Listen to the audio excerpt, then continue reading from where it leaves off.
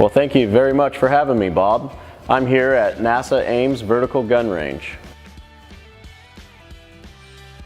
So what we do here is we shoot a giant gun into projectiles to basically blow things up.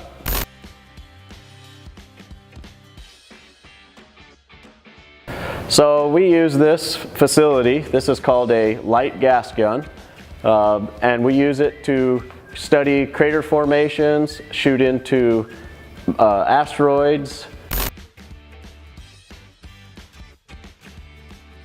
So the blue is our tank. That would be our impact chamber. That's what we can vacuum down to simulate space, or we can backfill it to simulate a different planet's atmosphere. Sure, come along.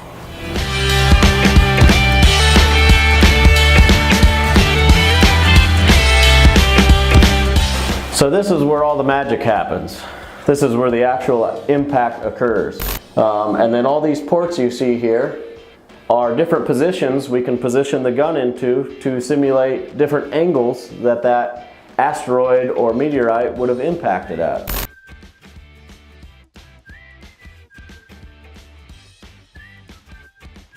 Oh, absolutely. I have some examples. Come along with me.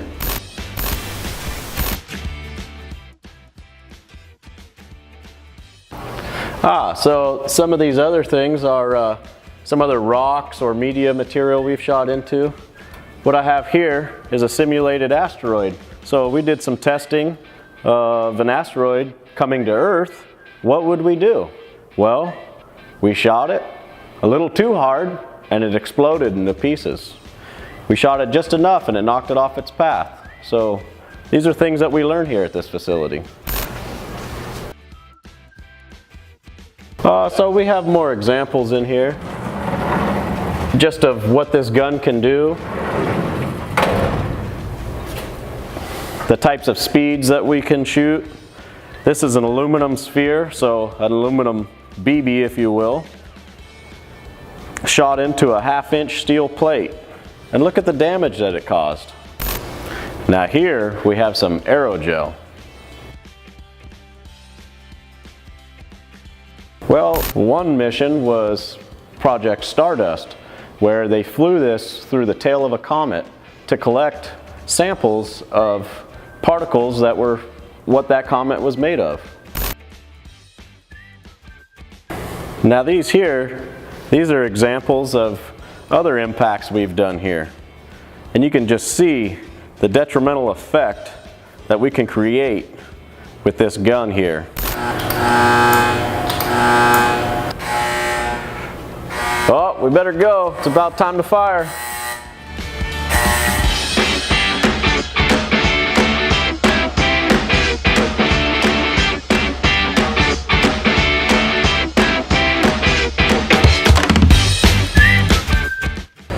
Okay, now we're at the NASA Ames Hypervelocity Free Flight Facility.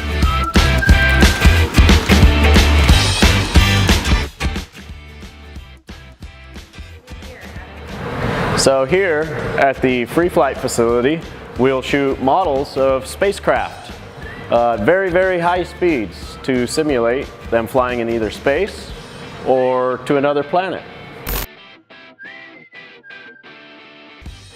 So here we have examples of some of our models that we've flown here in the facility. These will be the Mars Smart Lander models. We have Galileo, a Pioneer Venus. We have an Apollo program capsule, which, if any of you guys know, these are what the astronauts flew in to get to the moon back in the 60s.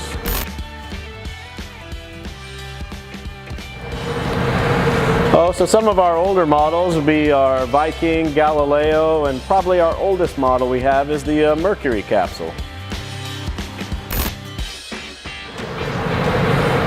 Sure, come on in here.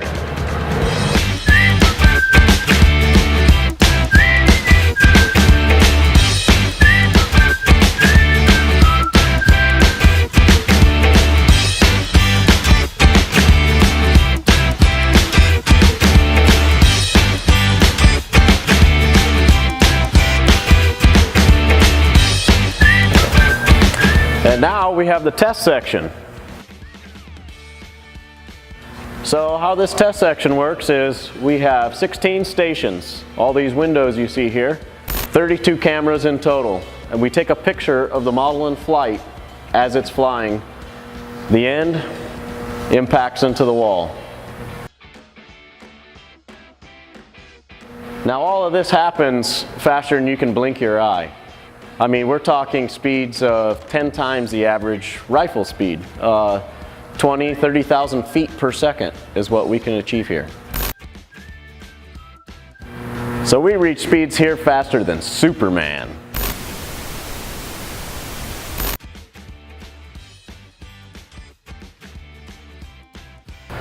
So this here's our gas loading panel. This would be where we would pump down to start up all the vacuum pumps, or we can backfill it with different types of gases to simulate different atmospheres. So this here is our control panel. As you can see, it's still timed back in the 1960s when this facility was built. This is where everything happens. This is where we fire the gun, turn all the timing on, and these are our timing stations. We get numbers off of this when the model flies through each station so that we know what speed we achieved on our shot. So this whole facility used to be a bunch of ballistic ranges. We have hallways going to nowhere. And these were our ways of getting around. Okay, where do you want to be when you're shooting a big gun like we have? Down here underground. We have foot-thick concrete walls to protect us from any kind of explosion.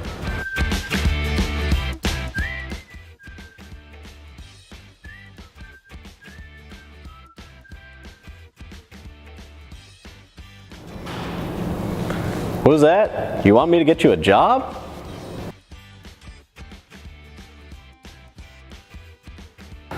Oh, who doesn't love shooting and blowing things up all day, all in the name of science? Now excuse me, I gotta get back to work.